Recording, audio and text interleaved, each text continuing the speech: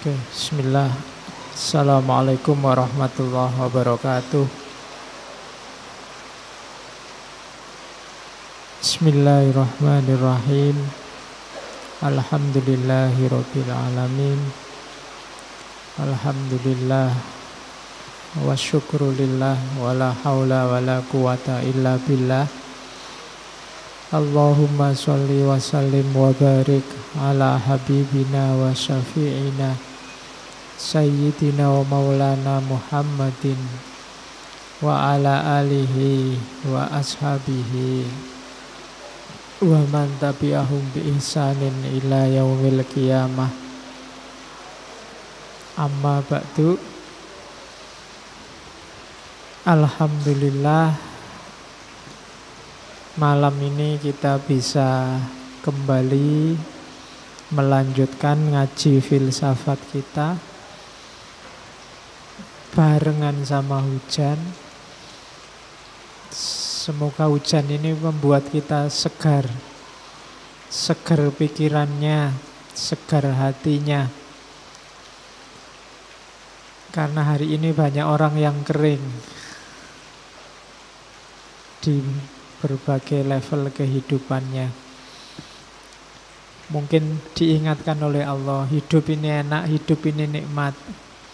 Ngapain sampai sebegitunya kita bikin hidup ini sumpek, ruwet, dan gersang. Maka kita banyak diberi hujan.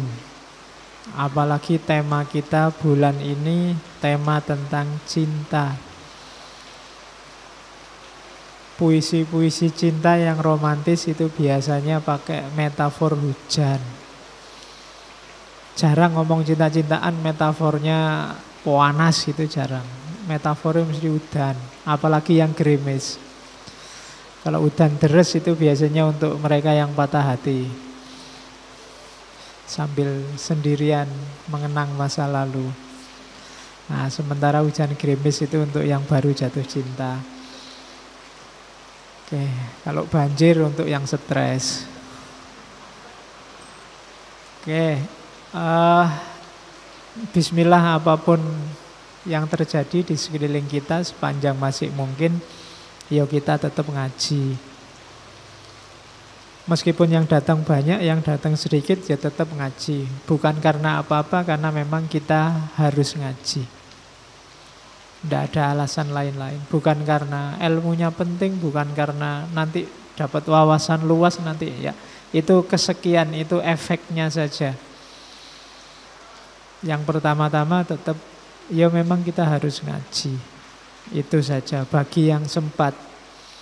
Ada mungkin yang tidak sempat kesini, tadi sudah niat mau kesini kok dilala hujan. Mau nekat khawatir pilek, khawatir nanti kebasahan. Insya Allah pahalanya sama dengan yang nyampe di sini. Jadi tidak usah khawatir, apalagi nanti bisa mendengarkan rekamannya, kalau rekamannya jadi. Karena kadang-kadang direkam itu bisa tidak jadi. Itu menunjukkan betapa lemahnya kita. Wong sudah jelas-jelas ada rekamannya, direkam, tapi bisa nggak jadi. Oh, itu kan ternyata kita tidak berkuasa atas diri kita sendiri. Kadang-kadang juga yang rajin ngaji tidak lebih pinter daripada yang tidak pernah ngaji. Itu juga di luar kuasa kita. Yang penting kita diwajibkan ngaji, ya ngaji. Oke, bismillah. Kita mulai sesi bulan ini dengan tema cinta. Cuma jangan dibayangkan kita akan ngomong cinta-cinta lawan jenis cinta-cinta romantik seperti tema-tema selama ini. Jadi sudah terlalu sering kita ngomong orang jatuh cinta, orang pacaran di level romantik. Biar ndak lebay ngomong itu terus, maka bulan ini tema cinta kita ganti. Cinta versinya para filosof eksistensialis. filosof eksistensialis itu para filosof yang kalau bahasa filsafatnya mendahulukan eksistensi dibandingkan esensi. Esensi itu hakikat dalam, eksistensi itu manifestasi yang di luar. Filosof eksistensialis itu yang punya pandangan bahwa manifestasi yang di luar itu loh yang lebih penting. Yang di luar ini loh nanti yang membentuk bagian dalam. Jadi tidak ada esensi asal hakikatnya kita itu apa, tidak ada. Kita itu ya jati diri kita ekspresikan seperti apa, yaitu kita. Kalau kamu tiap hari bohong, ya kamu pembohong. Esensimu seorang pembohong. Dari mana itu muncul? Dari bohongmu setiap hari. Eksistensimu sebagai seorang pembohong. Kamu tidak bisa mengelak sejatinya saya itu jujur loh Pak. Tidak bisa begitu. Sejatinya tidak ada. Karena yang sejati di dalam itu dibentuk oleh pengalaman luar. Apa yang kamu lakukan secara fisik, secara lahiriah. Makanya filsafat semacam ini disebut filsafat eksistensialisme. Jadi eksistensi kita menentukan esensi. Kalau kamu tiap hari tidak pernah mandi, kamu tidak bisa bilang sebenarnya saya cinta kebersihan loh Pak. Tidak bisa. Eksistensimu menunjukkan kamu tidak cinta sama kebersihan. Wong kamu males mandi. Nah, itu namanya eksistensialisme. Lawannya esensialisme. Itu banyak filosof-filosof yang punya pandangan esensialis bahwa manusia itu punya hakikat. Kalau keluarnya kok beda dengan hakikatnya, itu berarti ada penyimpangan-penyimpangan. Fitrahnya kita itu saling menyayangi. Kok malah tawuran, itu pasti ada penyimpangan dari fitrah. Nah, itu aliran esensialis. Tapi kalau eksistensialis, tidak ada fitrah asal itu. Kalau kita tiap hari tawuran, gegeran, ya seperti itu kita membentuk diri kita. Nah, itu eksistensialis. Nah,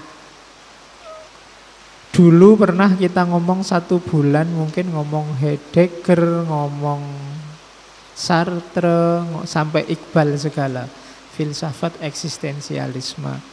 Silahkan didengarkan lagi rekamannya. Malam ini kita angkat tokoh yang belum pernah kita bahas, Gabriel Marcel. Ya, Gabriel itu mungkin lidahnya orang, kalau pakai lidah Arab itu Jibril. Dari sana jadi Gabriel. Kalau Marcel saya tidak tahu apa. Kalau pakai lidah Arab mungkin pakai Merkel apa-apa, karena huruf Arab tidak ada C. A, B, C, D, E ya tidak ada. Alif, Ba, Jim. Ya, jadi tidak ada huruf J, tidak ada huruf G, tidak ada. Gabriel Marcel ini filosof Perancis, dikenal sebagai filosof eksistensialis pertama, tandingannya Sartre. Kalau Sartre itu eksistensialis yang ateis. Kalau Gabriel Marcel ini teis. Dia percaya Tuhan. Orang tuanya Yahudi, bapaknya kemudian jadi agnostik, ibunya kemudian pindah ke Protestan. Dia sendiri nanti belakangan masuk Katolik. Nah, enak, Bhinneka Tunggal Ika. Agama apa-apa masuk. Tapi secara umum beliau termasuk eksistensialis yang percaya Tuhan. Jadi filosof itu ya nggak perlu harus mesti sesat, mesti enggak. Ada juga filosof-filosof bahkan barat eksistensialis yang juga percaya Tuhan. Nanti Marcel ini termasuk filosof yang membuktikan adanya Tuhan lewat jalan pengalaman. Nanti ada teorinya di belakang. Oke, mumpung hujannya ndak deres, suara saya sudah mulai jelas, kita mulai ya. Marcel ini lahirnya 1889. Meninggalnya 1873. Jadi lumayan tua, 80 berapa? 84 usianya. Beliau pinter sejak kecil, ngajar filsafat, sempat belajar di Universitas Sorbonne, kemudian sempat ikut Perang Dunia Pertama, cuma tidak bagian tembak-tembakan, bagian keperawatan. Ya, enak kan kalau bagian perawat itu bareng perawat-perawat. Tapi dia nanti dapat tugas khusus menyampaikan berita lelayu, apa? Kalau di Jawa berita lelayu, berita kematian. Kalau ada tentara yang meninggal, dia yang menyampaikan ke keluarga yang meninggal. Zaman dulu belum ada masjid yang mengumumkan innalillahi wa inna ilaihi gitu, tidak ada. Jadi ya ditemui satu demi satu, tidak ada HP, tidak ada WA. Kalau sekarang kan cukup di WA, orang seluruh grup innalillahi semua. Padahal yang meninggal tidak ikut grup itu. Kelakuan kita kan begitu sekarang. Tidak usah takziah, yang penting cuma ngirim ucapan. Ngajinya juga yang ngaji sekarang, aktivitas keagamaan kita kan ada di sini semua sekarang. Ngaji ya di HP, jadwal sholat ya di HP, ngobrol ya di HP, ngomong jelek juga di HP. Hati-hati dengan makhluk yang namanya HP. Apalagi sekarang mulai berkembang artificial intelligence. Intelijensi artifisial. Itu lama-lama peran kita sebagai manusia habis, digantikan oleh mesin. Padahal sekarang kamu nyari kerjaan susah, tapi besok semakin tidak banyak pekerjaan ketika dunia yang namanya artificial intelligence ini semakin berkembang. Karena nanti banyak mesin-mesin, banyak robot-robot yang bisa memainkan fungsi persis kayak manusia. Dan secara lebih eksak pasti, secara lebih pas dengan yang diinginkan oleh yang dimiliki. Kalau manusia kan bisa bantah, kalau robot kan enggak, kecuali listriknya mati atau baterainya habis. Jadi yang di film-film itu, yang dunia dikuasai robot, bisa jadi pada saatnya begitu. Bisa jadi mungkin besok orang punya anak manusia beneran itu males, bikin aja robot. Lebih mudah diatur. Oke. Dan itu diantara yang digelisahkan oleh Gabriel Marcel. Dia membaca ada namanya The Broken World. Dunia kita sekarang sudah hancur, sudah pecah. Kenapa dunia ini broken? Karena manusia sudah tidak lagi kita lihat sebagai manusia. Hubungan antar manusia itu tidak ada, katanya Gabriel Marcel, di era teknologi modern. Yang ada hubungan antar fungsi. Kalau saya ngomong di hadapanmu sekarang, itu mungkin yang main bukan manusia saya dengan manusia kamu, tapi yang main adalah fungsi ustadz dan fungsi murid. Aku melihatmu jadi muridku, kamu melihatku jadi gurumu. Yang dilihat fungsinya. Kalau kamu ke warung, kamu tidak ketemu manusia, kamu sedang ketemu SPG-nya, kamu sedang ketemu waitress-nya, dan kamu sebagai memposisikan dirimu sebagai pembelinya. Jadi bermain fungsi. Ini bagi Gabriel Marcel, ini problem besar. Istilahnya beliau the broken world. Manusia tidak dilihat sebagai manusia yang otonom. Bahkan sama orang tuamu mungkin kamu juga lebih melihat fungsinya, apa gunanya orang tua buat kamu. Tidak kamu manusiakan beliau sebagai manusia yang punya hasrat, keinginan, cita-cita, punya mentalitas, punya rohaniyah, punya kebutuhan apa enggak. Kita selalu melihat orang dari fungsinya. Kamu melihat Jokowi hanya dia sebagai presiden. Atau dia sebagai yang kamu kasih amandat untuk memimpin Indonesia. Di luar itu kamu tidak pernah peduli. Dan relasi semacam ini loh yang sekarang terjadi di sekeliling kita. Bahkan kamu lihat lawan jenis pun kamu kan melihat fungsinya. Apa yang bisa dia berikan untukku. Kesenangan apa kira-kira dari dia buatku. Jadi manusia dengan manusia yang lain itu ndak pernah kena basa Jawane orang nate nguwongke. Tidak memposisikan orang lain sebagai manusia tapi fungsi. Itulah yang disebut the broken world. Kita kerjanya persis mesin. Apa yang dimainkan oleh komponen mesin itu di sini. Di kos-kosan kita dilihat sebagai anak kos. Pak kosmu melihatmu sebagai anak kos dan kamu melihat Pak kos sebagai bapak kos. Mungkin sering ngawasi, sering ngecek kamu ngapain, kamu ngerusak maku-maku apa enggak. Pokoknya dilihatnya di level itu. Enggak pernah dimanusiakan. Apalagi nanti peradaban materi. Enggak cuma fungsi manusia yang dilihat, fungsi materinya. Kalau kamu jalan-jalan di Amplas atau di Hartono Mall, itu kan SPG itu melihat kamu kan tidak sebagai manusia tapi sebagai dompet yang berjalan. Ya kan kira-kira nggo duit piro ya, nek wajah ngono-ngono iku wis mesti ndak nggo duit, mesti kamu ndak disapa, ndak disenyumi sama sekali nek wajah kayak kalian. Tapi sing kelihatan tajir, kelihatan mungkin disenyumi, disapa, silahkan mampir mesti gitu. Tapi kalau kalian yang lewat enggak. Kenapa? Dibayangkan dompetmu tipis.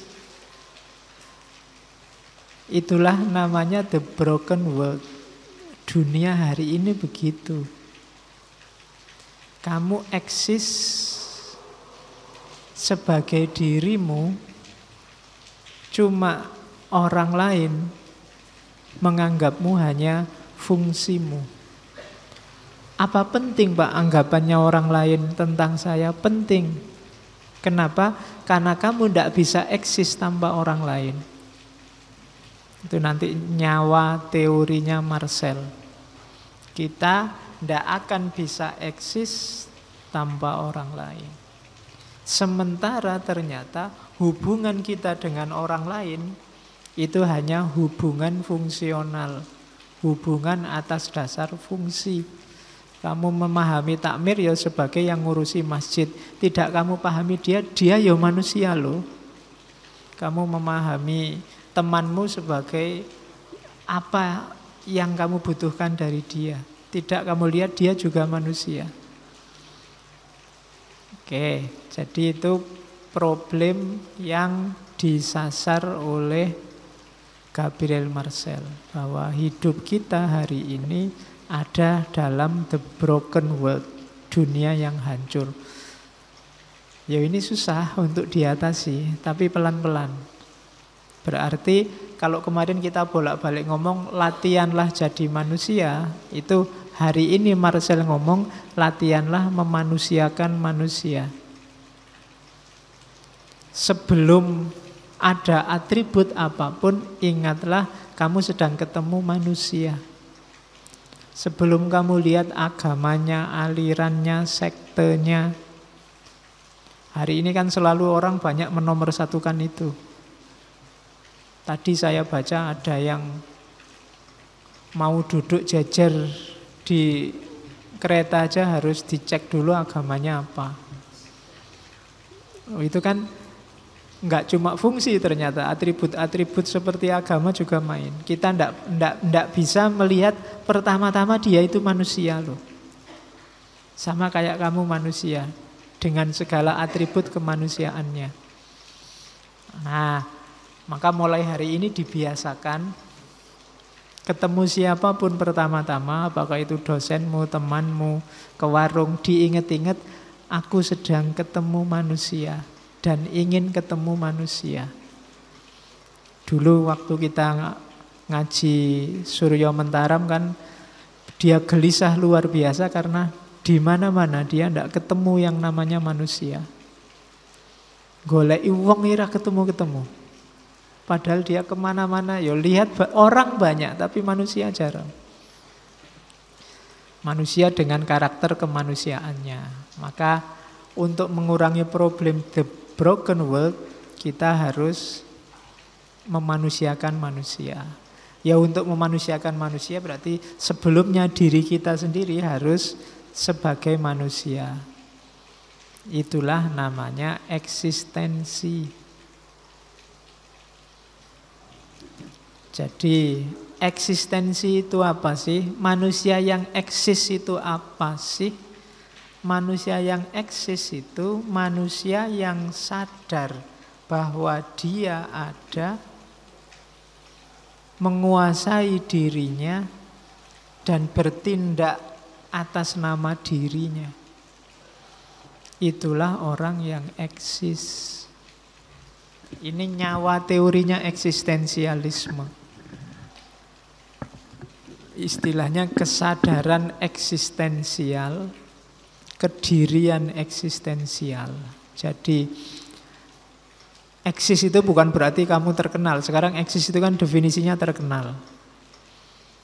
Followerku sudah sekian ribu, itu kan kamu merasa wah berarti aku eksis. Ndak itu. Kadang-kadang untuk eksis kamu malah pencitraan. Aslinya ndak begitu, dibikin begitu. Itu namanya kan pencitraan. Dalam rangka apa? Followernya banyak, diikuti banyak orang, dan kamu merasa eksis, padahal tidak. Eksis itu kamu yang sadar siapa dirimu, kemudian kamu mengontrol dirimu secara penuh, dan kamu bertindak sesuai keputusan dirimu sendiri, hasil keputusanmu sendiri. Itu namanya eksis. Jadi pertanyaan dasar filsafat kan who am I? Siapa aku? Itu dasarnya untuk kamu eksis. Kalau kamu tidak ngerti siapa dirimu, ya kamu tidak mungkin bisa eksis. Kalau kamu tidak bisa jawab apa sih, siapa sih aku ini sebenarnya, ciriku apa, yang bisa bikin seneng aku apa, yang bikin aku galau apa, kekuatanku sampai di mana, kekuatan lahir, kekuatan batin, aku bisa apa, ndak bisa apa, berani apa, takut apa. Ini kan dari sini nanti kamu tahu. Terus jadilah dirimu sendiri. Itu namanya eksis. Jadi lawannya eksistensialisme biasanya yang sangat dikritik itu ideologi kerumunan. Ideologi kerumunan itu kamu memahami dirimu, mengekspresikan dirimu, apa katanya orang banyak. Kalau hari ini, kalau anak muda menyebutnya tren. Itu ideologi. Tren itu bukan pasti jelek. Tapi kalau bukan jiwamu, bukan kamu, bukan gue dan bukan lu, boso galaunya, itu ya ndak usah diikuti. Kalau kamu ndak biasa ngomong alay, ndak usah ngomong alay. Ndak mentang-mentang trennya ngomongnya sekarang gitu semua, ndak. Kalau bukan kamu ya ndak. Kalau kamu nyamannya pakai sarung ya pakailah sarung, jangan pakai jin. Nanti kamu sumpek sendiri, bolak-balik. Diangkat, dipelotrokin, sumpek aku pakai jin. Tapi gara-gara pengen gaya. Jadi enggak, jadilah dirimu. Kalau sukanya sarung ya sarung, tapi ya lihat momennya. Jangan undangan pesta perkawinan yang lain pakai celana, kamu pakai sarung. Atau waktunya ronda kamu pakai jas. Saya nyamannya pakai jas ya Pak. Enggak begitu. Ya lihat situasinya, sesuai kata hatimu. Jadi jadilah dirimu, jangan ikut kerumunan. Kalau di Heidegger kan ada manusia itu ada Dasein, ada Dasman. Dasein itu manusia otentik. Segala keputusan hasil pertimbangannya sendiri. Kalau Dasman itu manusia palsu. Manusia yang itu tadi, logikanya ikut kerumunan. Yang lain kemana, dia kemana. Kalau ditanya, kenapa kok begitu? Ya yang lain begitu. Jawaban yang lain begitu itu menunjukkan kamu tidak Dasein, bukan manusia yang otentik. Kenapa kok bolos Pak? Lah Pak, yang lain juga sering bolos. Wah itu berarti kamu logikanya kerumunan. Kok sampean gonta-ganti HP? Sekarang modelnya memang begitu Pak, HP harus gonta-ganti. Eksistensi itu kuncinya sadar diri, kemudian implementasi diri sesuai keputusan sendiri. Itulah nanti yang menentukan kita ini berada atau tidak berada. Oke. Terus jangan tertipu oleh fisik dalam hal eksistensi, mewujudkan keinginan eksistensimu. Jadi kenapa jangan tertipu oleh fisik? Banyak orang menganggap parameternya eksistensi itu fisik. Tidak selalu begitu. Kayak tadi misalnya kamu pakai bahasa galau, terus wah kamu tidak eksis sebagai dirimu. Lu tidak. Bahasa alay, bahasa galau tadi memang kamu sedang galau dan sedang ingin ngomong alay dan kamu bisa eksis begitu. Jangan dilihat sarungnya. Yang lain sarungan, sekarang kamu ikut sarungan. Loh enggak, saya memang pingin sarungan. Yang lain sarungan, saya terinspirasi, tak pikir-pikir memang cocoknya pakai sarung ya. Kalau pakai celana itu enggak bebas. Kalau pakai sarung, wah cepet ke kamar mandi tinggal diangkat selesai. Kalau mau ngapa-ngapain ya, berarti saya itu pakai sarung. Yang lain sudah duluan pakai sarung, tapi sekarang kamu pakai sarung, itu keputusanmu. Bukan karena ikut-ikutan. Jadi jangan terjebak oleh fisik. Karena ekspresi fisik itu tidak selalu ya, tidak selalu tidak.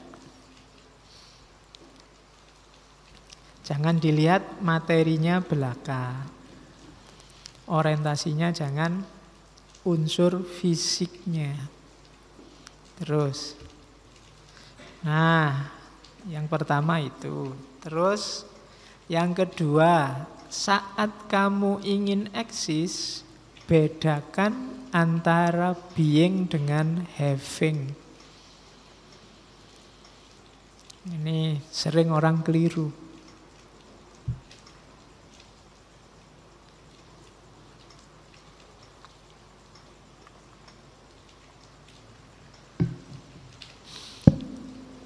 Punya harta dan watak kaya. Punya harta itu having. Tapi kaya, watak kaya, mental merasa cukup itu being. Rajin ke masjid dan soleh. Kelihatan tiap hari ke masjid itu having. Tapi soleh itu being. Jadi kalau kamu ingin, ada orang banyak ilmu dengan cerdas. Cerdas itu being, banyak ilmu itu having.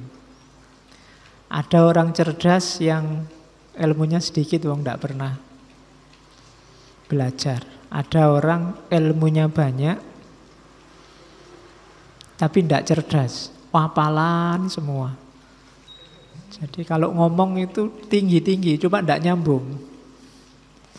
Ngomongannya sudah eksistensial, esensi, macam-macam, cuma tidak nyambung, tidak konteks. Nah, itu having banyak pengetahuan tapi tidak cerdas, tidak being. Jadi masing-masing ada konteksnya. Memiliki harapan, kan kalau di Marcel contohnya having hope mengharapkan sesuatu dengan jadi orang yang optimis penuh harap. Itu dua hal yang berbeda. Memiliki kepercayaan dengan orang yang percaya itu dua hal yang berbeda. Kalau di Marcel, saya memiliki kepercayaan, tapi bisa jadi nanti saya tidak percaya dengan kepercayaan ini. Oh, itu rodok bulet ya, nek filsafat itu. Jadi selama ini definisimu kan orang yang memiliki kepercayaan itu namanya orang percaya. Katanya Marcel tidak begitu, beda. Gitu. Saya mungkin memiliki kepercayaan, ada kepercayaan yang tidak saya percayai. Ada kepercayaan yang saya sendiri tidak percaya. Tapi saya ada dalam diriku koleksi kepercayaan itu. Mungkin tentang Yesus, tentang agama-agama yang lain itu kan ada, aku ngerti. Ada kepercayaan dalam diriku, tapi yang tak percaya cuma Allah satu. Itu kan beda. Dan modus hidupku, modus versi kepercaya pada Allah, bukan pada kepercayaan yang lain. Nah, itu namanya being sama having. Orang yang punya harapan dengan orang yang dalam dirinya ada harapan tertentu itu beda. Orang yang punya harapan itu orang optimis. Orang optimis itu kan yang dioptimisi apa kan tidak jelas. Pokoknya dia pikirannya positif terus. Tapi orang yang punya harapan itu, saya ingin lulus A. Saya ingin cepat dapat pacar. Aku ingin setelah ini. Itu kan ada target. Orang yang punya harapan bisa kecewa. Tapi orang yang optimis penuh harapan tidak bisa kecewa. Nah, itu being sama having. Yang satu ngomong kemenjadian, apa bahasa Indonesianya kemenjadian itu? Kedaden bahasa Jawa nih ya. Jadi ya menjadi. Kalau having memiliki. Jadi being ada dan having. Nah, cuma being menjadi sesuatu, menjadi adanya sesuatu, itu perilaku jiwa. Kalau having itu berjarak dari jiwa, biasanya ada objeknya. Kalau being, objeknya diri kita sendiri. Optimis, percaya, itu kan diriku sendiri. Tapi kalau tadi percaya tentang apa yang aku percaya, itu keluar dari diriku. Jadi perhatikan, eksis itu being. Jadi menjadi sesuatu. Jadi tidak hanya koleksi ilmu, tapi perilakumu adalah perilaku orang berilmu. Perilaku seorang berilmu, ilmu pelakone kanthi laku itu being. Bukan sekedar having. Kayak kalian kan ngerti banyak sekali kebaikan di kepalamu, tapi yang jalan paling berapa? Yang jalan itu being. Yang hanya jadi koleksi di kepalamu itu having. Kamu ngerti lah kalau puasa sunnah Senin Kemis itu bagus. Kamu ngerti sholat tahajud itu bagus. Kamu ngerti rajin ngaji itu bagus. Selalu zikir itu bagus. Kamu tahu koleksi ini lengkap di kepalamu. Kalau ditulis bisa berjilid-jilid. Cuma yang kamu jalankan hanya beberapa. Atau jangan-jangan tidak semua. Pokoknya sembahyang 5 waktu itu pun kadang bolong-bolong, Pak. Dan saya yakin Allah Maha Pengampun, Pak. Mentalmu kan begitu. Loh, beingmu berarti being yang semacam itu. Itu being. Meskipun havingmu banyak. Sama kayak koleksi teman cakep banyak. Cuma yang srek di hati cuma satu itu. Yang being yang satu ini.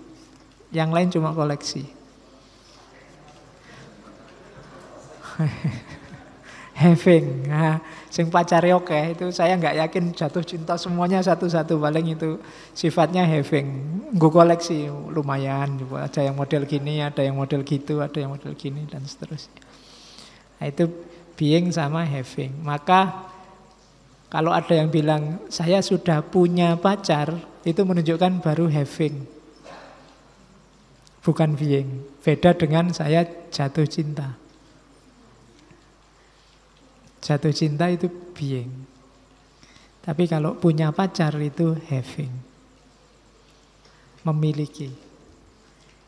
Nah, manusia, ini kalau ngomong eksistensialisme masuknya ke sini. I'm not only have a body, I am this body. Bedakan I have a body, saya punya tubuh yang eksis sekarang dengan aku itu ya tubuh yang eksis sekarang ini. Yang pertama itu having. Kalau having itu bodinya ini jadi objek pikiranku. Tapi kalau being, ya aku mikir ini diriku.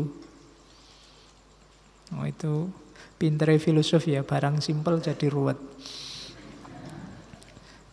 Jadi yang disebut aku itu ya ini, tubuh ini.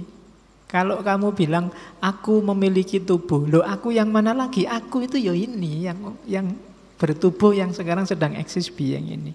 Meskipun saya bisa ngambil jarak dari aku sendiri, mikir tentang aku. Bingung ya kakean aku. Jadi siapa aku? Ya ini, gampang-gampang tak tunjuk ini kan. Nah, yang sedang mikir ini, yang ada tubuhnya ini. Aku itu ya ini. Tapi bisa juga aku ngambil jarak dari diriku, mikir tentang aku seolah-olah bukan aku yang mikir, sebagai orang lain. Watakku itu mudah ngantuk, apalagi kalau nggak ada kopi. Kemudian udahlah, ini kan aku yang membaca diriku, ngambil jarak dari diriku. Jadi itu ya bisa, itu having. Diriku jadi objek. Jadi kita sering ngomong aku ini, kalau bahasa Jawa ini awakku, awakmu itu kan. Awakku ini, emangnya dirimu itu cuma awak saja kan, tidak ada kepalanya, ada kakinya. I am not only have a body, tapi I am this body. Yos kabeh ini diriku, termasuk sak body-bodinya. Itulah eksis. Jadi tidak sekedar having, tapi being. Pelan-pelan nanti nyampe ke cinta.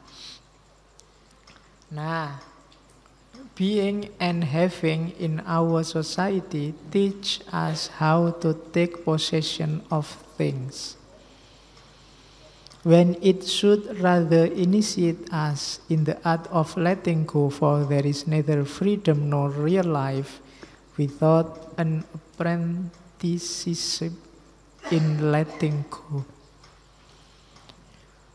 Jadi pemahaman model being dan having di tengah masyarakat kita membuat kita belajar tentang bagaimana memiliki sesuatu.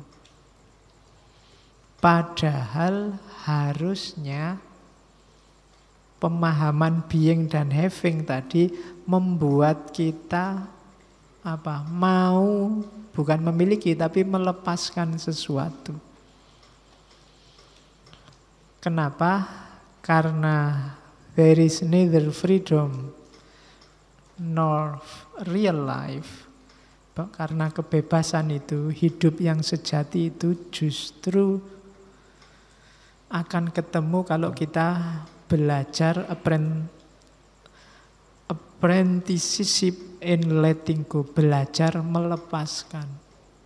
Ini kata-kata mutiranya sehubungan dengan being dan having tadi. Jadi katanya Marcel, untuk jadi eksis, kita kan tadi bermain dengan being dan having. Cuma dalam prakteknya being dan having, kata-katanya saja sudah having, kita selalu belajar memiliki sesuatu. Aku itu sesuatu. Kayak lagu Syahrini. Jadi ada sesuatunya. Aku itu ada sesuatunya. Padahal untuk bisa eksis, bagi Marcel itu syaratnya ada freedom. Kebebasan. Untuk bisa bebas, kita harus berani melepaskan. Bukan memeluk, memiliki, tapi melepaskan. Jadi kenapa harus melepaskan? Karena kita harus melampaui. Anak kecil itu harus mau melepaskan tetek ibunya untuk naik kelas minum di gelas. Kalau enggak, netek terus sampai gede mesake ibune. Ya kan? Ada level melepaskan. Melepaskan kenikmatan santai-santai di dalam perut, tapi nanti melampaui itu nanti dapat kenikmatan lebih besar. Ada having yang baru, tapi jangan ketika di having itu lepaskan lagi, nanti dapat lagi, eksis lagi. Kamu mungkin membayangkan enak ya sekolah SD dulu, tapi kan kamu harus melepaskan SD karena kamu harus SMP. Kalau SD terus, ya mungkin kamu ranking 1 terus, tapi kamu tidak berkembang. Jadi lepaskan untuk meraih. Kalau meraih yang lebih tinggi, kalau bahasanya Marcel kan transendensi. Jadi manusia, jadi orang itu bukan ngumpul-ngumpul terus macet, mandek, yang penting punya banyak sesuatu. Tidak, justru dalam seni melepaskan. Ketika ada yang mau kamu relakan, kamu lepaskan, nanti kamu bisa melampaui dirimu yang tadi. Jadi sampai di level yang baru, yang tidak seperti sebelumnya. Nah itu quote-nya dari Marcel tentang being and having tadi. Sebelum kita belajar tentang intersubjektifnya. Jadi mulai sekarang ya latihan melepaskan sesuatu. Apapun itu, yang tidak penting dilepaskan. Biar kamu apa? Tujuannya apa? Meraih yang lebih tinggi kan, yaumuhu khairun min amsihi. Orang itu bisa yaumuhu khairun min amsihi kalau mau melepaskan masa lalu. Yang kemarin sudah diraih, sudahlah lewat, sekarang harus lebih lagi. Sudahlah yang kemarin sudah, ayo lebih tinggi lagi. Jadi justru lebih penting kamu belajar seni melepaskan, bukan belajar cara memiliki sesuatu. Nah, lepaskanlah yang sudah lulus nilainya A, lepaskan itu. Mungkin A-nya ben tambah akeh. Kalau kamu berhenti di situ, sudah Pak, sudah A, yang lain tidak A juga selesai, tidak apa-apa, tidak begitu. Lepaskan A-mu. Sudah punya pacar, ya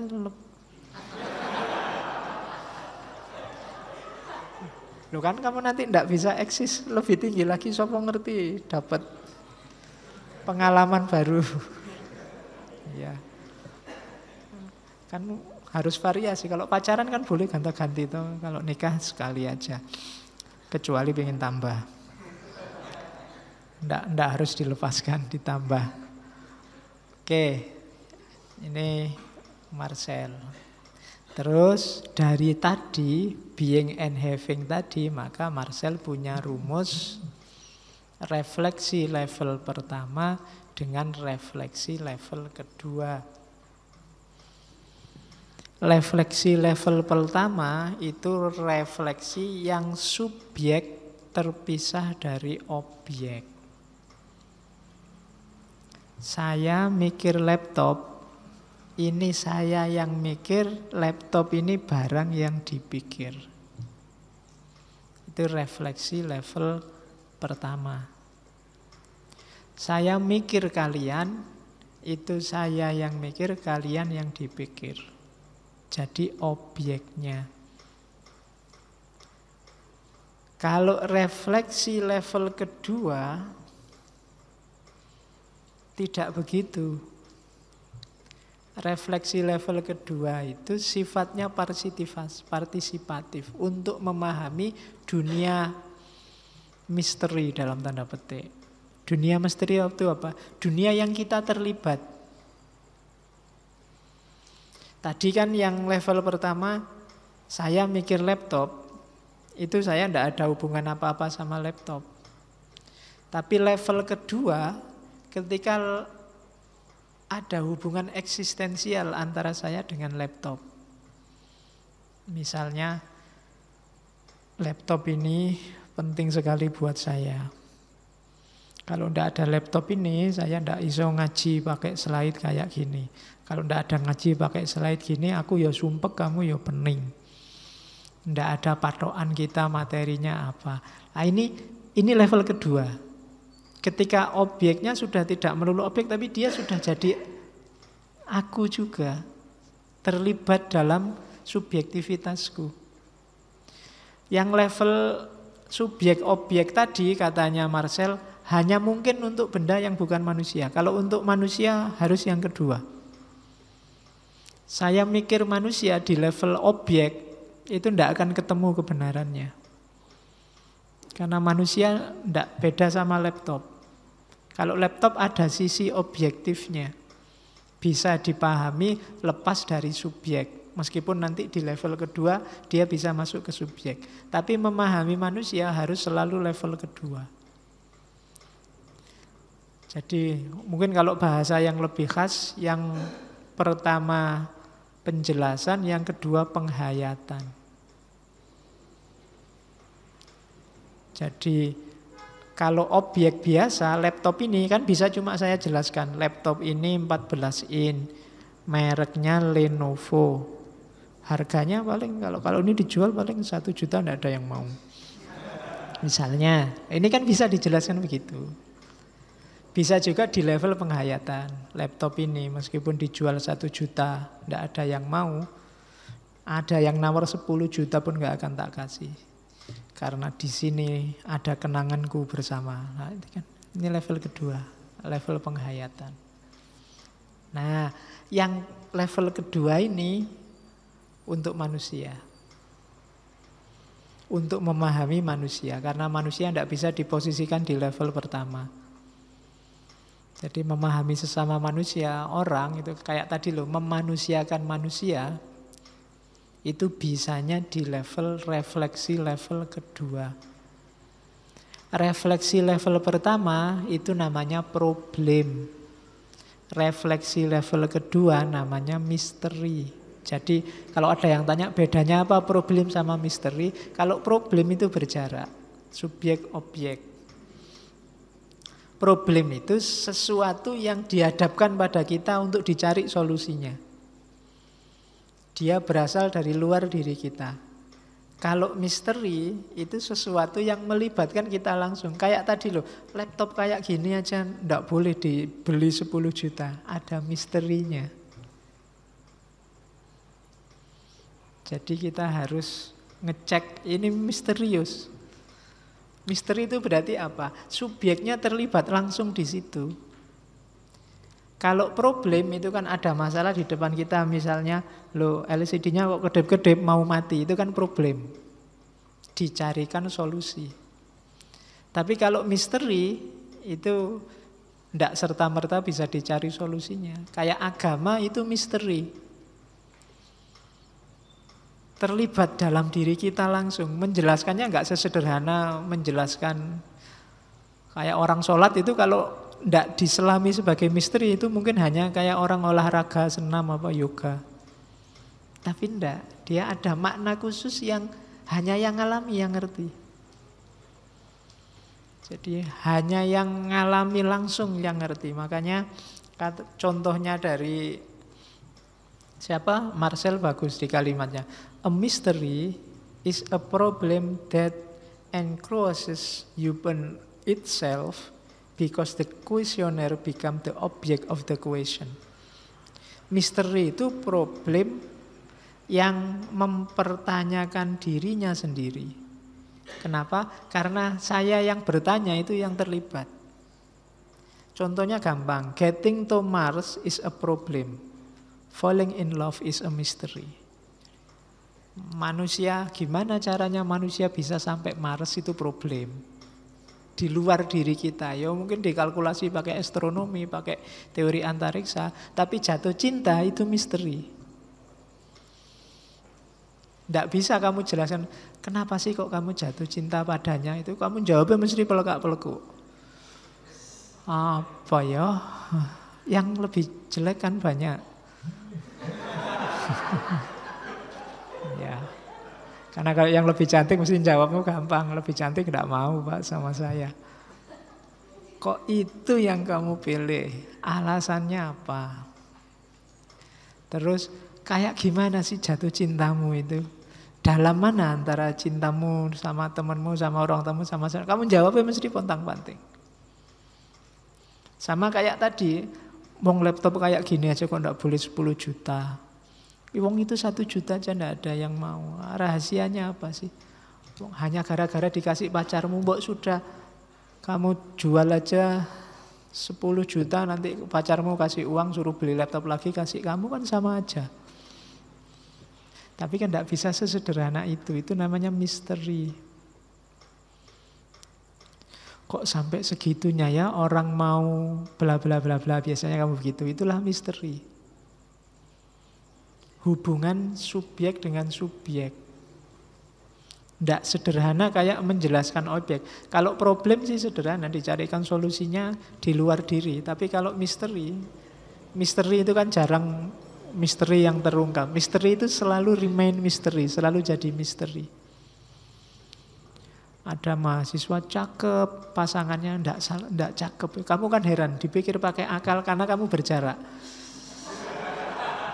Ndak nyampe pikiranku, kok mau ya, mbok ya sama aku aja misalnya.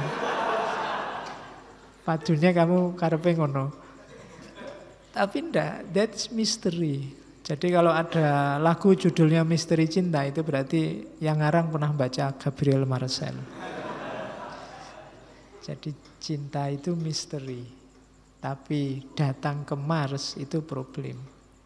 Jadi hubungannya sama tadi, refleksi pertama itu berpikir problem, refleksi level kedua itu berpikir tentang misteri. Hubungannya yang pertama biasanya unsur having, yang kedua unsur being. Teorinya sederhananya begitu. Nah ini juga, life is a mystery to be lived, not a problem to be solved. Hidup itu misteri yang harus kita jalani, bukan masalah yang harus kita carikan jalan keluar. Jadi nikmatilah hidupmu. Nggak usah terlalu banyak, nggak usah menjadikan hidup jadi problem. Kenapa? Nggak akan ketemu kamu jawabannya. Hidup ini banyak sekali hal misterius yang nggak terjangkau oleh dirimu. Jalani saja, nikmati indahnya misteri. Jadi life is mystery to be live. Jalani hidupmu, nikmati detik demi detik. Wong ndak bisa diulang. Kamu jadi mahasiswa ya cuma sekarang. Besok sudah ndak mahasiswa lagi, sudah jadi bapak, sudah jadi pekerja, pegawai. Kamu mungkin ngaji di sini juga nikmatilah, karena mungkin dalam durasi waktu tertentu sudah ndak bisa ngaji lagi, sudah pulang kampung, bisanya cuma komentar di WA, say hello sama kan, jadi nikmatilah. Mungkin ketemu saya juga ada durasinya pasti. Dinikmati. Semuanya nikmatilah. Misterius memang. Nggak, tiba-tiba di masjid ada ngaji filsafat dan kamu kok mau ngaji, biasanya neng masjid males, sekarang mau ngaji ke masjid, itu kan misterius. Bapakmu mungkin ya heran loh. Kalau kamu di WA bapakmu, di mana le? Ngaji pak di masjid. Itu bapakmu heran, geleng-geleng. Iya. Heran aku, anakku saiki sopo masjid. Jadi itu khas. Jadi life is a mystery. Jadi misteri itu unik. Bukan berarti ndak bisa dipikir jalan keluarnya, bisa. Cuma tidak simple. Jalurnya tidak logika tapi refleksi. Refleksi itu dipikir dalam. Refleksi level kedua tadi. Tidak level pertama yang lebih eksak karena berjarak. Berjarak itu objeknya jelas tapi di luar penghayatanmu. Jadi kacamata ini cuma kamu jelaskan bahwa dia ukurannya berapa, plusnya berapa, harganya berapa. Ini kan ketika kamu berjarak. Tapi ketika kamu hubungkan dengan dirimu sendiri, dia jadi misteri. Kenapa kok disayang-sayang?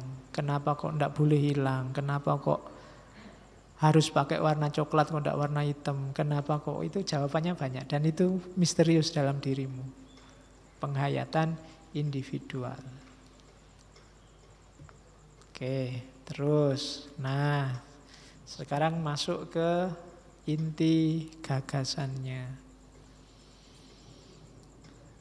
Yang misteri tadi akan ngomong tentang hubungan manusia dengan manusia yang lain. Nah, hubungan manusia dengan manusia yang lain itu ada juga yang sifatnya refleksi pertama, tidak refleksi kedua. Ada juga yang sifatnya problem, tidak misteri. Hubungan yang sifatnya refleksi pertama itu hubungan aku dan dia. Kalau dia itu kan jauh. Jadi bahas orang di luar kita itu kan dia. Kemana dia pergi, kita sedang menyampaikan ke orang lain tentang dia. Jadi hubungan yang dilandasi oleh problem dalam tanda petik tadi, hubungan yang refleksi pertama, hubungan aku dan dia. Disinilah biasanya ada problem broken world tadi. Hubungan yang terjadi karena orang lain itu hanya dilihat fungsinya. Dia itu selalu dia sebagai dosen, sebagai mahasiswa, resepsionis hotel, sopir, dan lain sebagainya. Mereka diposisikan sebagai dia karena butuhku ya fungsinya itu saja. Jadi, dan posisinya ya sebagai problem. Dianalisis. Kalau kamu ngomong dia kan selalu dosen kok kayak gitu modelnya. Itu kan pasti ketika kamu ngomong gini, dalam posisi dosen itu sebagai dia. Tidak mungkin dosen sebagai kamu. Kalau dosen itu sebagai kamu, dia ada di depanmu ngomong, Pak dosen kok begitu, kamu tidak berani. Jadi ketika itu dia, tadi saya ngomong penunggunya warung, itu kan selalu dia. Ya kan? Presiden itu selalu dia. Jadi hubungan aku dia itu sifatnya jauh. Makanya modelnya problem. Dia bisa dipecah-pecah, dianalisis, dicek sesuai fungsinya apa enggak. Menunjukkan ketidakakraban. Kalau kamu menganggapku hanya sebagai dosen saja titik, itu menunjukkan kamu belum akrab. Saya hanya menganggap kamu sebagai mahasiswa saja, itu menunjukkan masih aku dan dia. Dia loh Pak Faiz itu yang ngajari saya, atau dia loh kamu yang belajar di masjid malam hari ini. Sifatnya dia. Jadi hubungannya hubungan problematis. Orang hanya dilihat dari fungsinya. Lawannya aku dia itu hubungan yang misteri tadi. Aku engkau.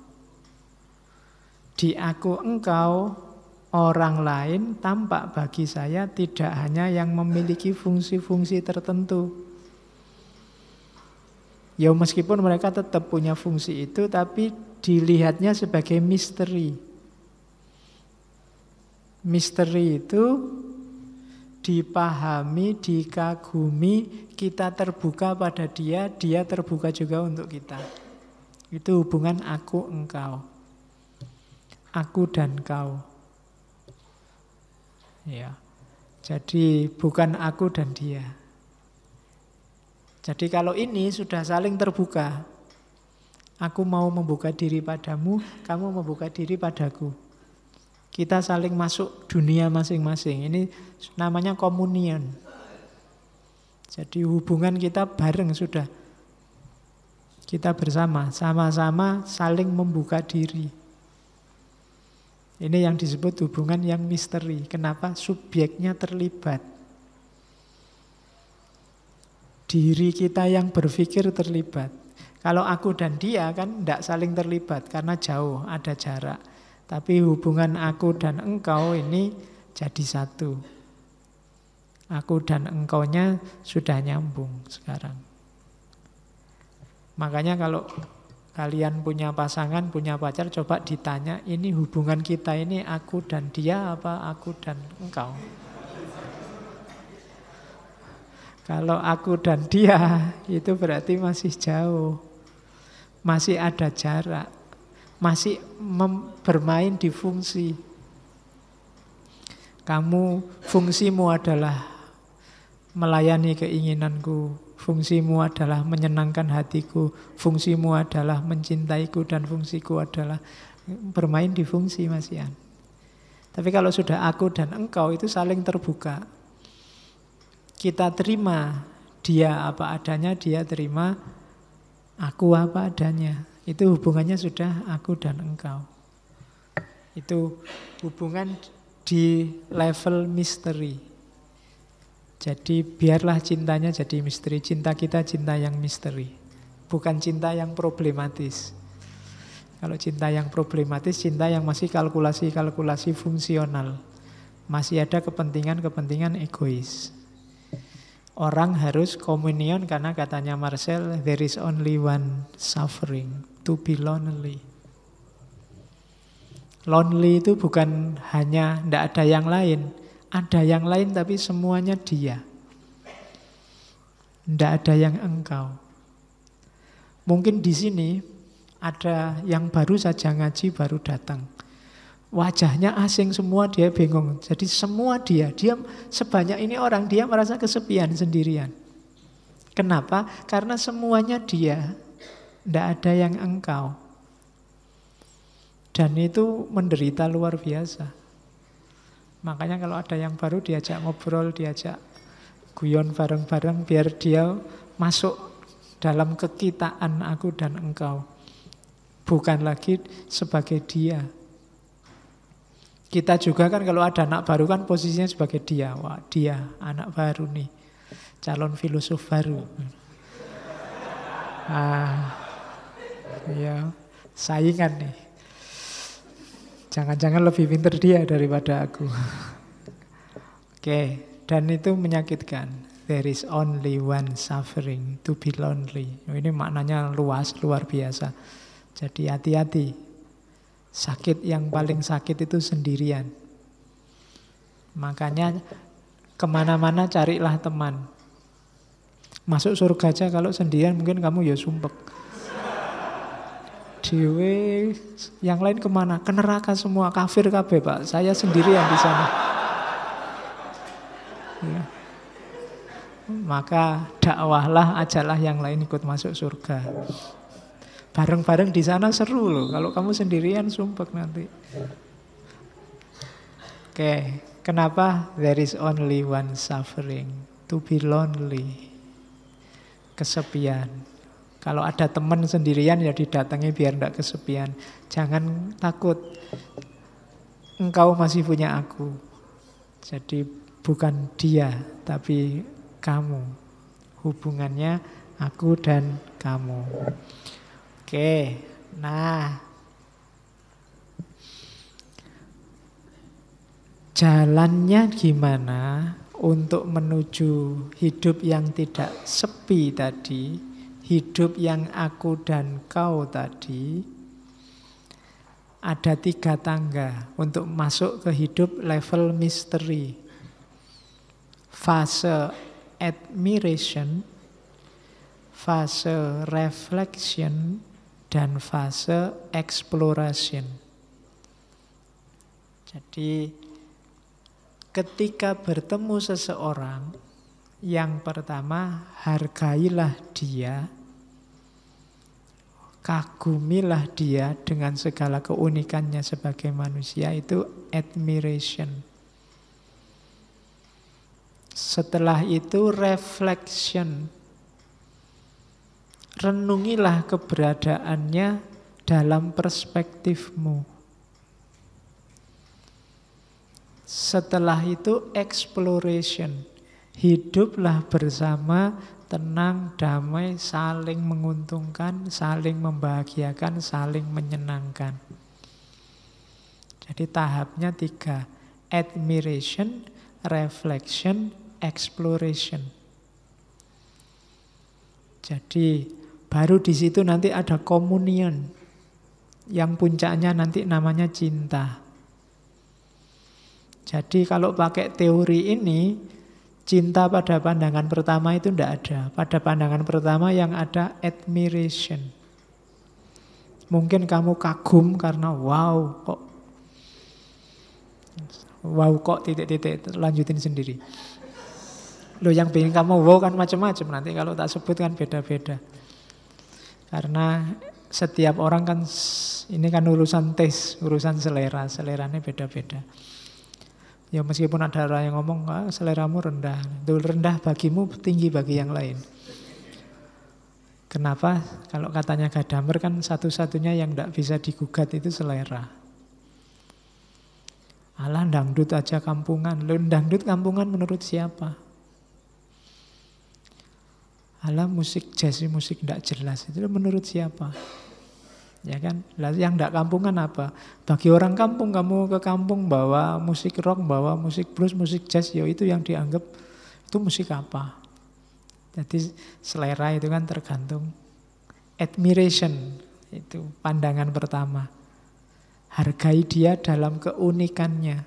Ada kekaguman. Kalau tidak ada kekaguman, tidak akan ada misteri. Misteri itu diawali dari kekaguman. Wow, tadi ada kagetnya. Wow, kok begini ya?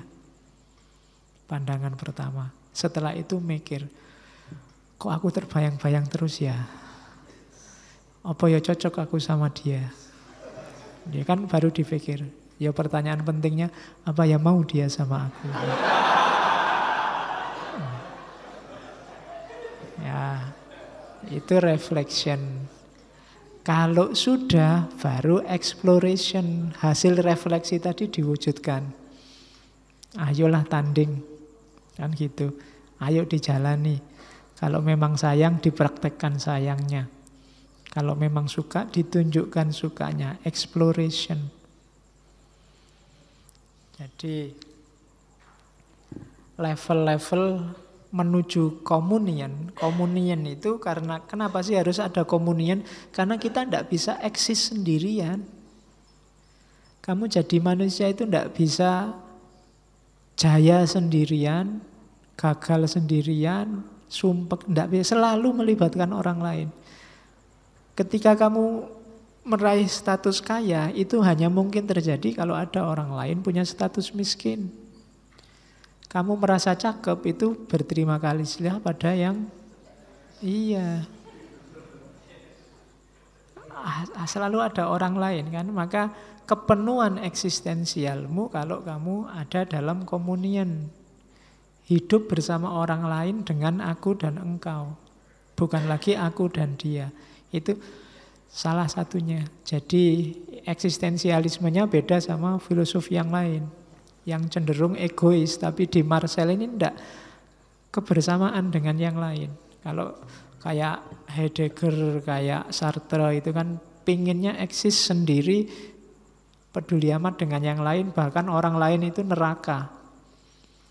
Kalau di Marcel sebaliknya, enggak. Justru kita enggak bisa eksis jadi manusia sejati tanpa manusia yang lain. Namanya komunion tadi. Jalannya admiration, reflection, exploration. Ini sebenarnya jalan ini universal. Sama ilmu juga begitu. Admiration, kekaguman, rasa ingin tahu. Kemudian reflection, terus kita berpikir. Terus exploration, kita mengeksplorasi. Jadi jalannya sama kayak jalan ketemu misteri tadi. Untuk ilmu pengetahuan. Terus, nah puncaknya komunian paling ideal, aku dan kau tadi, nanti disebut cinta. Dalam cinta itulah being jadi utuh. Being itu manusia yang sadar tadi. Jadi kalau kita bisa menjalin hubungan aku dan engkau secara perfect, secara sempurna, akan lahir cinta. Dalam cinta itu yang ketemu aku berjumpa dengan engkau. Person dengan person. Kalau di Marcel, cinta itu sifatnya calling, panggilan jiwa. Orang sejahat apapun itu punya, dalam diri sebenarnya ada calling, ada panggilan butuh yang lain. Makanya kadang-kadang yang penjahat-penjahat itu kan juga punya ajudan, punya asisten, punya tangan kanan, punya tangan kiri. Karena tidak mungkin dia sendirian. Ada panggilan untuk menemukan engkau. Jadi mencintai selalu mengandung keinginan, permohonan kepada sesama. Dalam cinta aku memohon kepada engkau dan engkau memohon kepada aku. Kalau cinta itu kan aku butuh kamu, kamu butuh aku. Jadi kita sama-sama membutuhkan apa? Membutuhkan kehadiran yang lain. Kehadiranku belum utuh sebagai manusia sebelum engkau hadir. Kalau dulu yang ingat waktu filsafat cintanya Plato bahkan menggambarkannya artifisial sekali. Menggambarkannya itu bahwa dulu jiwa manusia itu jadi satu terus dibelah jadi dua. Nah sekarang hidup di dunia sekarang ini nyari pasangan yang dulu kita dibelah itu. Yang laki-laki nyari perempuan itu nyari pasangan hidup itu sudah ditetapkan dulu zaman azali, terus kita dulu sudah gandeng tapi terus dipisah. Nah sekarang kita nyari gandengan lagi. Nah, itu Plato, bisa kembali ke filsafat cintanya Plato. Cuma kalau di Marcel penjelasannya lebih smooth bahwa enggak, kita itu memang butuh yang lain. Ada panggilan jiwa untuk mencintai yang lain. Yang lain juga ada panggilan jiwa untuk mencintai kita. Di situ nanti terjalin komunion, kehidupan bersama yang saling menguntungkan. Oke, lawannya ego. Jadi hati-hati bagi yang sedang jatuh cinta, musuhmu adalah ego. Ego itu kamu tidak membuka diri tapi kamu menutup dirimu dari yang lain. Dalam kehidupan sehari-hari yang kita alami, saya baca ya, di rumah, di kantor, dalam kehidupan sosial, kita bisa cek kehadiran kita sudah efektif apa belum, sudah memanusiakan manusia atau belum. Dari mana ego kita masih kuat? Enggak? Kalau ego kita masih kuat, berarti masih ada jarak dengan yang lain. Kalau masih ada jarak, ya berarti levelnya belum level kehadiran, belum level cinta. Jadi untuk bisa ketemu komunion yang sejati, kita harus membuka diri seterbuka-bukanya, biar yang lain masuk, yang sana juga membuka dirinya. Tidak ada ego yang tersembunyi, tidak ada hasrat-hasrat tersembunyi, keinginan-keinginan tersembunyi. Baru dari situ terjadi komunion. Oke, ini tadi sudah saya jelaskan, langsung ke sini. Cinta punya 4 karakter.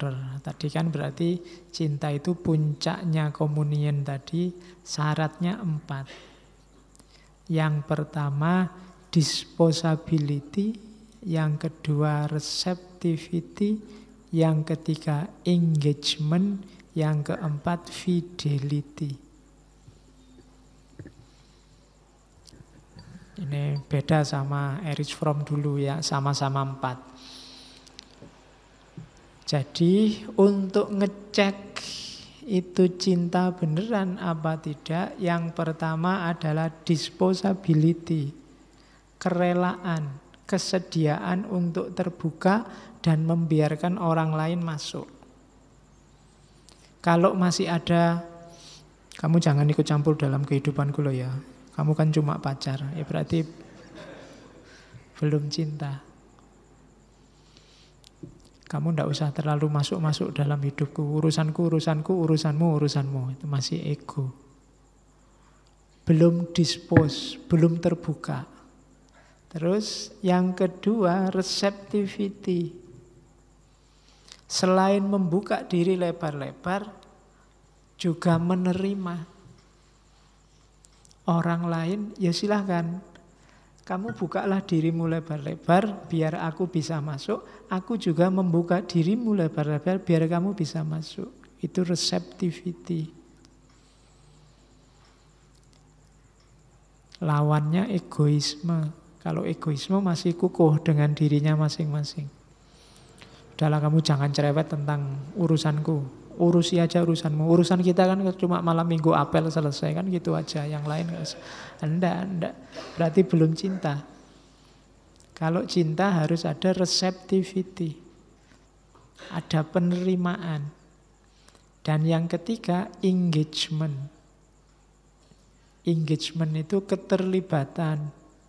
Kalau dalam Erich Fromm dulu mungkin kepedulian. Kepedulian itu, ya aku terbuka, ya aku menerima dirimu apa adanya. Tapi kadang-kadang kamu melenceng deh. Tak ingetin, jangan melenceng. Hidup itu yang baik-baik saja. Nah ini berarti kita terlibat, tidak cuek. Dengan yang kita cintai, kita peduli, itu engagement. Dan yang keempat, fidelity. Fidelity itu setia. Ya, ini di antara nyawa teorinya Marcel itu fidelity, kesetiaan. Setia itu bukan berarti pokoknya aku tidak akan ke lain hati sampai kapanpun. Ya, antara lain itu. Tapi tidak semata-mata itu. Setia itu yang terutama adalah siap untuk menanggung segala efek, resiko, dampak perjalanan yang harus dilalui, susah, senang, sedihnya ditanggung bareng-bareng. Itu fidelity. Ndak kalau seneng-seneng tok. Mau sama pasangannya, tapi juga dalam situasi apapun. Itu namanya setia. Jadi tidak semata-mata setia itu pokoknya aku ndak akan ke lain hati, ndak. Mendekatnya kalau pas seneng-seneng, ndak begitu. Anytime, kapanpun, dalam situasi apapun setia. Tetap terlibat, tetap terbuka, dan tetap menerima. Jadi 1, 2, 3 itu dalam situasi apapun dijalankan. Kalau 4 karakter ini hidup, itulah cinta.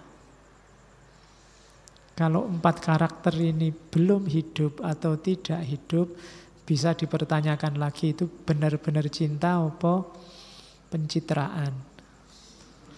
Ben ketok nek duwe pacar misalnya. Apa sekedar wah ini saya sudah umur Pak harus segera dapat jodoh, kesuwen mikir gitu-gitu, ada yang mau ya sudah gitu.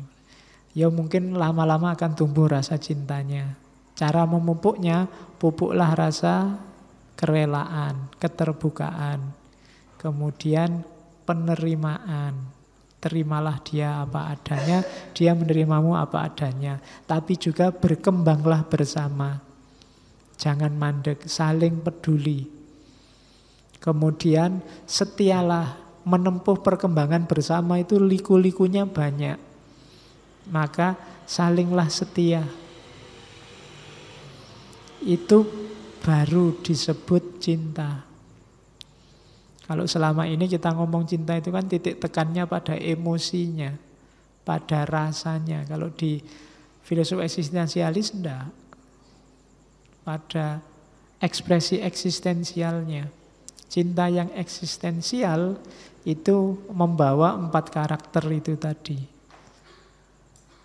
Disposability, receptability, engagement, dan fidelity. Oke, kembali ke teori yang awal. Di awal tadi ada problem, ada misteri. Nah, cinta di level misteri itu namanya cinta eksistensial. Cinta di level problem, di level refleksi pertama itu cinta yang faktual. Yang sifatnya fisik. Jadi cinta eksistensial itu keterlibatanmu dalam cinta tadi dengan segala karakternya. Sementara cinta yang faktual itu kalau cinta kita bahas di luar keterlibatan kita, dilihat di aspek yang kelihatan-kelihatan. Gantengnya, kayanya, cantiknya, seksinya, dan lain-lain. Itu berarti cintanya faktual. Jadi cintamu itu hanya faktual kalau berhentinya di fisik tadi.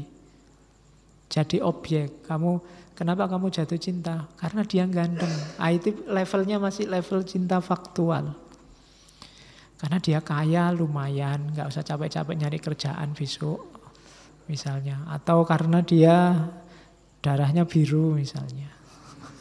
Atau karena ya, cerita dongeng zaman dulu kan gitu. Kalau jatuh cinta nggak boleh yang darah biru sama darah biru. Banyak makan cumi-cumi.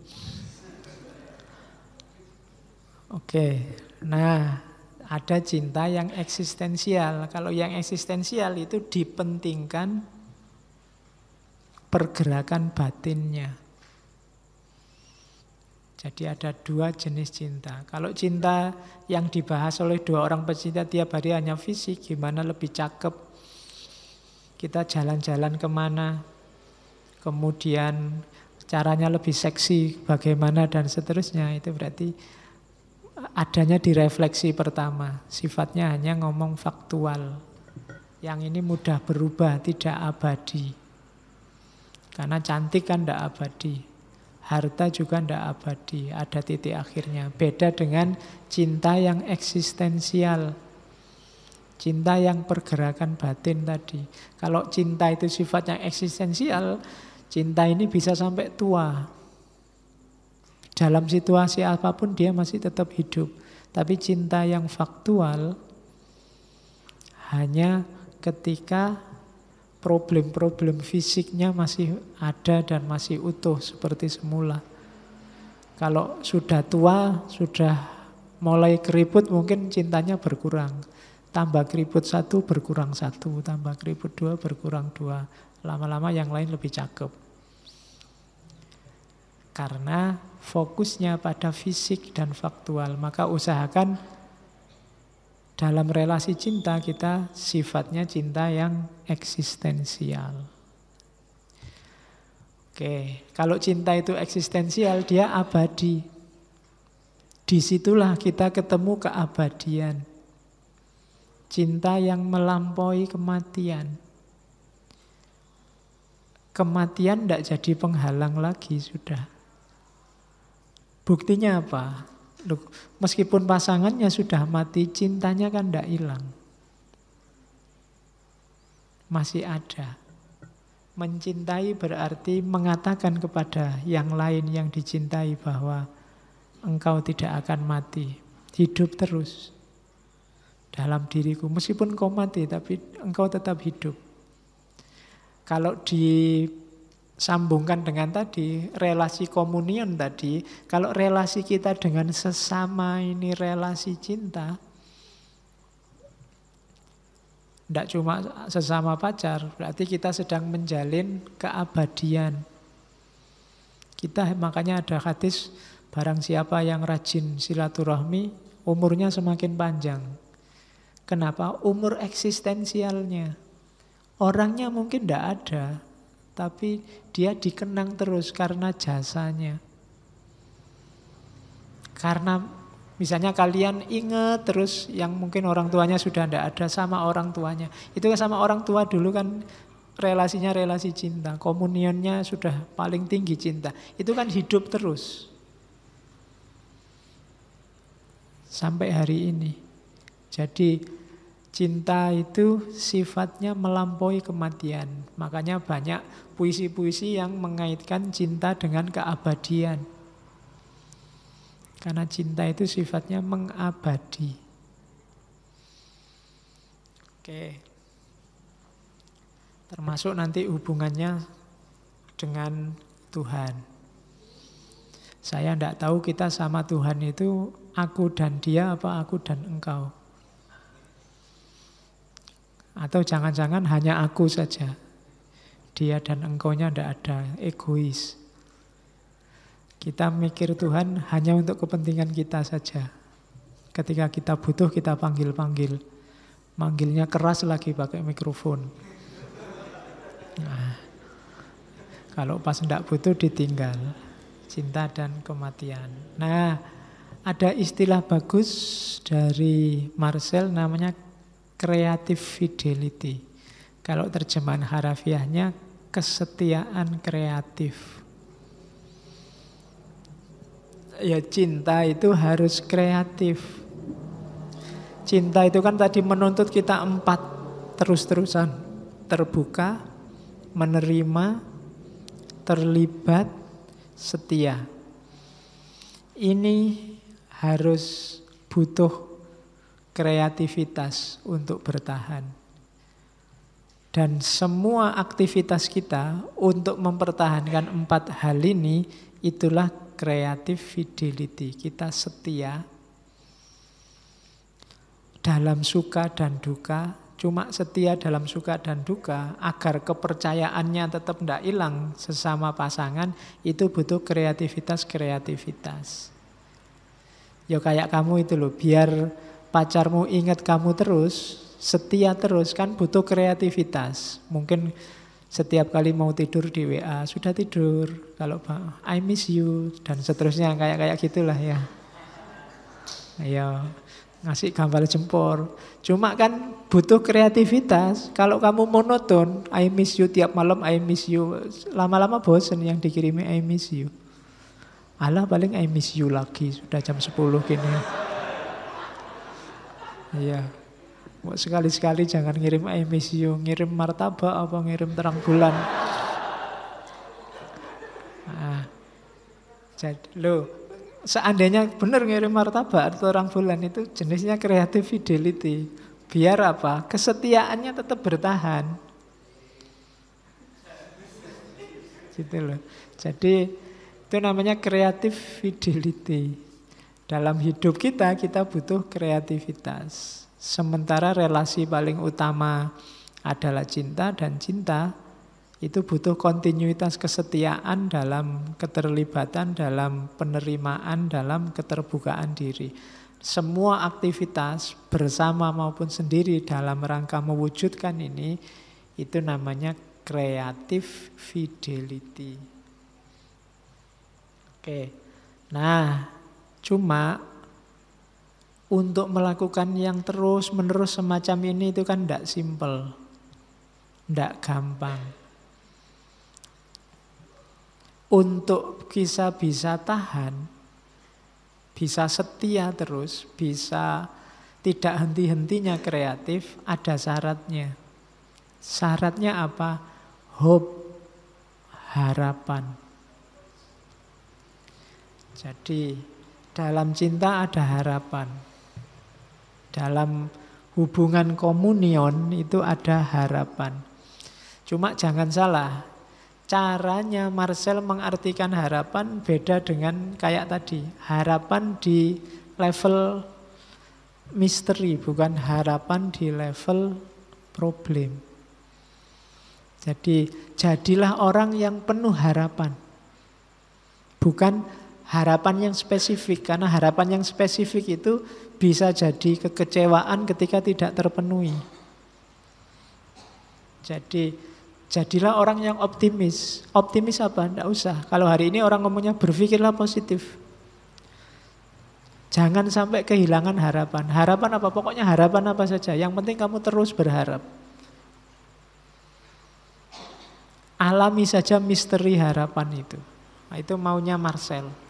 Jadi orang yang berharap tidak menganggap situasi saat ini sebagai final. Harapan itu kan besok, hari ini bukan final. Meskipun demikian, ia tidak membayangkan atau menargetkan situasi tertentu untuk dituju. Sekarang tidak punya pacar, insya Allah pada saatnya akan punya pacar. Tidak usah ditarget 2 tahun lagi ya Pak, setahun lagi tidak usah. Kalau kamu target hasilnya kecewa, bisa berujung putus asa. Tapi kalau kamu berharap Allah nanti pasti dapat, tenang aja. Itu namanya harapan. Indonesia pasti jaya, tenang saja. Tidak usah disebut tahunnya, nanti mesti keliru. Mesti meleset, mesti ndak.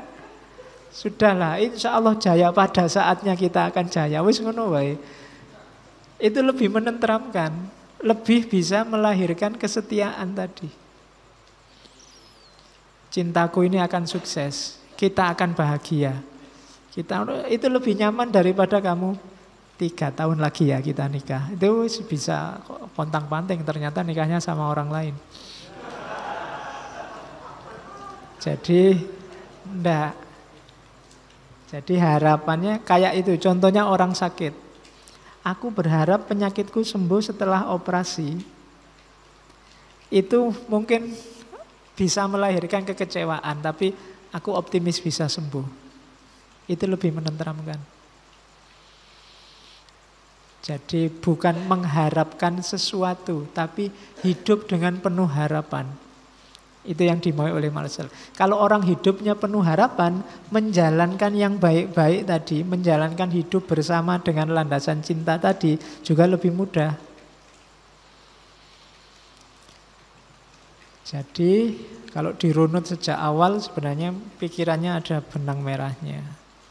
Jadi dari problem, misteri, being, having, kemudian kita eksis, hubungan manusia yang komunion, yang tidak saling mengobjekkan, kemudian puncaknya hubungan sesama yang aku engkau, itu adalah cinta, dan cinta ada syaratnya, dan syarat ini kuncinya di kesetiaan kreatif yang itu bisa tumbuh karena adanya harapan.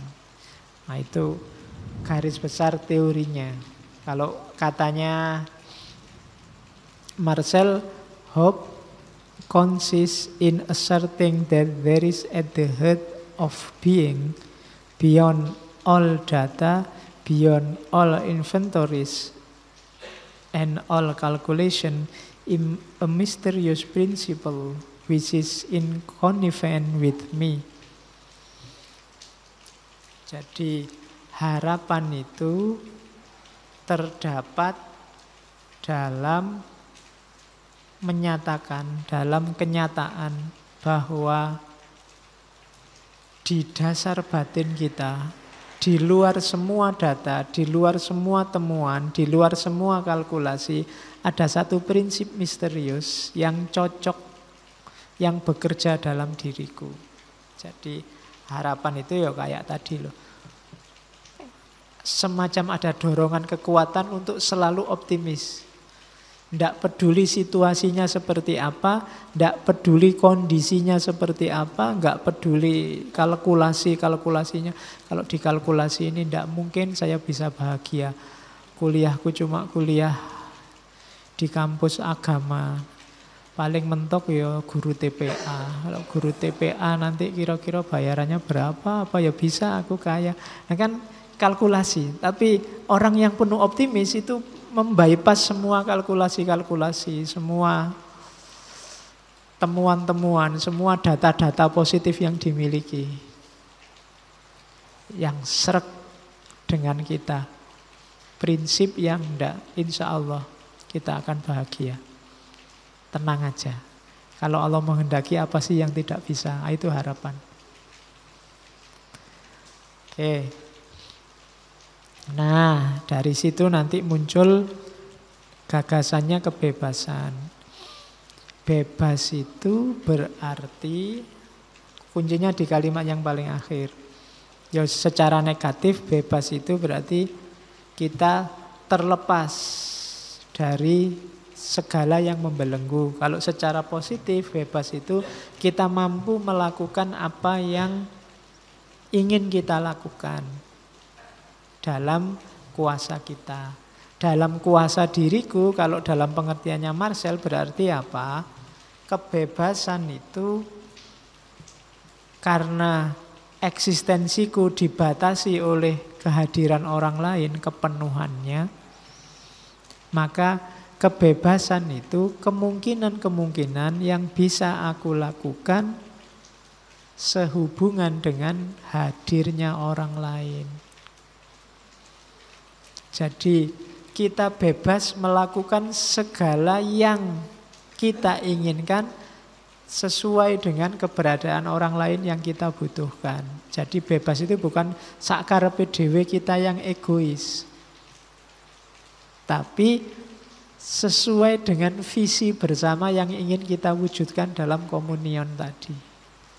Hadirnya orang lain itu bukan halangan kita untuk bebas, tapi jalan kita untuk menemukan eksistensi dan kebebasan kita yang sejati. Itulah kebebasan.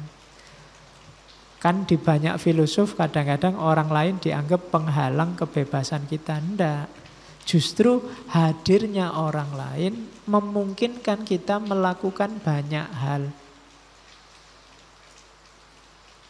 Kalau kita sendirian, ada banyak hal yang tidak bisa kita lakukan. Tapi ketika orang lain hadir, ada sangat banyak hal, sangat lebih banyak hal bisa kita lakukan. Ya contohnya ngaji ini. Kalau kamu sendirian, ngajinya nggak jadi. Saya sendirian aja nggak jadi. Harus ada kamu, harus ada aku. Di level hidup yang manapun, di rumah, di kamar kos, di warung, semuanya butuh yang lain. Justru ketika kamu ingin mewujudkan kebebasanmu secara eksistensial, kamu butuh orang lain. Itulah kebebasan. Versinya Marcel. Itu kalimatnya. Freedom is a conquest, always partial, always precarious, always challenge. The free person is the one with the most hope. Kebebasan itu adalah sebuah penaklukan, selalu bersifat khusus, selalu penting, selalu menantang, challenge. Saya dulu ada teman yang bacanya bukan challenge tapi celeng. Ya. Waktu presentasi pakai bahasa Inggris, bolak-balik celengnya keluar. Ini adalah celeng buat kita. Oh ini diskusi yang penuh dengan celeng. Oke. Tantangan. Jadi orang paling bebas adalah orang yang harapannya paling besar. Harapan dengan penjelasan yang di atas. Jadi kalau kamu ingin jadi manusia yang paling bebas, jadilah orang yang hidupnya selalu optimis dan selalu penuh harapan. Disitulah kamu akan lahir sebagai sosok yang paling bebas. Oke. Nah, ini sebenarnya penjelasannya panjang, saya cut. Tadi di awal saya ngomong teorinya Marcel ini nanti dipakai pada akhirnya antara lain untuk menunjukkan bahwa ada zat, ada realitas absolut transenden. Itulah Tuhan. Realitas misterius tadi, kan tadi ngomong misteri yang sudah dengan manusia, itu kan susah dijelaskan. Pakai bahasa manusia, pakai logika manusia. Karena apa? Karena memang sumbernya dari kenyataan absolut transenden. Jadi dari fenomena-fenomena pengalaman spiritual, pengalaman transendental, pengalaman cinta bersama yang lain yang tidak bisa dijelaskan dan macam-macam tadi, di situ membuktikan sebenarnya manusia itu berada dalam kuasa kenyataan absolut transendental. Ada seperangkat pengalaman yang menunjukkan adanya Tuhan. Ya meskipun zaman itu banyak ateis, kalau Marcel membedakan antara ateis dan antiteis. Kalau ateis itu orang yang tidak percaya Tuhan, antiteis itu orang yang tidak ingin percaya. Jauh bedanya. Antiteis itu dia tahu ada Tuhan, cuma tidak ingin percaya. Nyari-nyari argumen untuk tidak percaya. Itu berarti dia tidak ingin percaya Tuhan. Banyak orang kayak gini meskipun objeknya bukan Tuhan. Mungkin kamu punya ajaran, kamu ngajari orang, orangnya tidak mau percaya. Dia sudah tahu tapi tidak mau percaya. Itu anti. Orang anti Tuhan itu, antiteis itu berarti orang yang tidak mau percaya Tuhan. Kalau ateis memang orangnya tidak percaya. Nah, untuk percaya Tuhan, argumen dari Marcel itu disebut argumen from religious experience. Argumen dari pengalaman keagamaan. Pengalaman hidup kita sehari-hari yang kita jelaskan dari awal tadi, yang hakikatnya misteri tadi, menunjukkan bahwa ada kenyataan absolut transendental. Karena Marcel tidak terlalu suka pembuktian Tuhan versi-versinya Immanuel, versi-versinya Thomas Aquinas, Immanuel Kant dan lain-lain. Dia sukanya satu-satunya yang tidak bisa dibantah bahwa Tuhan itu ada, kita mengalami pengalaman religius. Pengalaman yang tidak terjangkau oleh nalar budi kita. Oke, itu saya bawa quote terakhir.